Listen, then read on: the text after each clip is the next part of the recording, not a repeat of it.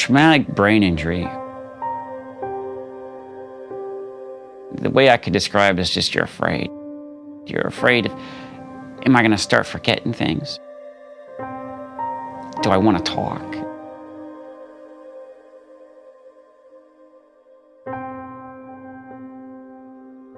When I came here, I couldn't move. I had the X fixator on my right leg. I had a splint and a cast on my left leg, and I had a cast on my right arm. And plus, anytime I had to raise out of the bed, I had this shell that was strapped to my chest to keep my spine from moving and getting damaged. The night of the 12th of November, I saw these guys digging in the road putting an IED in. We had to wait, situation had us wait till the next morning. I was driving the MRAP, my teammate was gunning, and I had another Army soldier in the back at a civilian contractor in the passenger side, and I had my interpreter in the back as well. When we got there, it was gone. Within hours, they moved it on us. We saddled back up on the road, see if we can clear it, see if we can find it again. Within about 5-10 minutes of starting our crawl there, we hit the IED.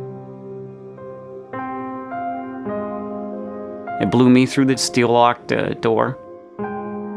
It blew my gunner out the top like a cork. And the other individuals inside did not survive. Okay, pull it. Oh, wow. As a Marine, we know we're going to be taken care of. Nice happy stretch. Yeah. Being in this hospital, you see a lot of people worse off than what you are, and so I'm like, okay, I'm all right. Pull. Traumatic brain injury. My injury is scary. These feelings, nightmares, terrors, not being able to sleep, and when you talk, there's like this yawning sound in the back of your head when you're talking, when you have serious conversations. I don't want to be injured. Nobody wants to have something that's going to stick with them for the rest of their life. And a lot, you fear and you fight through it and you try to make it work the best you can. We'll work on that. You'll get there. I found that most of my words and most of my feelings and most of my emotions are fought with through therapy. And there's this therapist, Joe, and he's relentless. Ready? A little bit more. Okay. Good. Oh. Just don't break it. Okay. Haven't broken anything all day, Ben. I know. Try to relax. But my biggest thing that I contribute to him is I couldn't lift my legs. I'm lying in bed, and I had no power in my legs. And slowly, after weeks and weeks of him just lifting my leg up, and me holding it. And he's like, you're doing good. And then I'm like, this guy's crazy because I can't feel nothing. And I just remember this one day when he's holding my leg up, and I'm about to tell him, not today. And by the time I get out, not today, he's holding my foot up, and he's exercising with me. And I'm holding it up for like 5 seconds, and I'm like, hey, Dad's sitting there. I'm like, look at this, look. And I'm holding my leg up for 10 seconds, and you're like, why not? Let's keep going.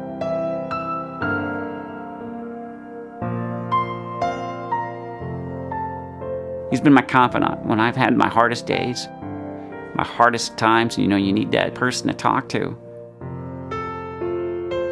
It's been him. A lot of people in my job wonder how their family's going to take things. You're a father, you're a husband. That's tough. This wasn't my first combat deployment. And every time before you leave, you tell your wife. In a sense, you tell her goodbye, but you tell her what you want to happen if something goes wrong. And so when she showed up here at the hospitals and was traveling with me, she had everything taken care of to where she was in charge. And she was the deciding factor on a lot of things for me recovering. And my wife didn't leave my side she was there. I mean, if I had an itch to scratch, or I had to shave, or had to move, or anything. And the nurses, they just, they made a spot for her. And they made sure that she knew how to dress my wounds. She knew how to give me medicine. She knew how to care for me. And, my family and my sisters, they would all come down and visit and be part of it. Family's important. Family's what's going to heal you. Family's what's going to take care of you.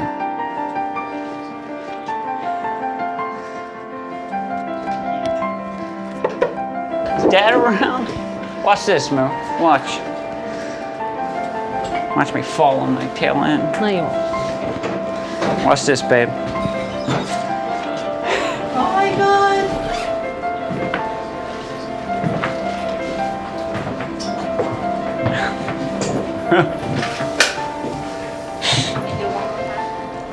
No.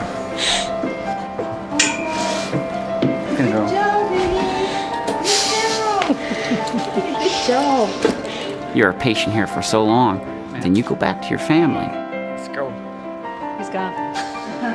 And you have to make your injuries in your life. You have to continue with your life to make it work.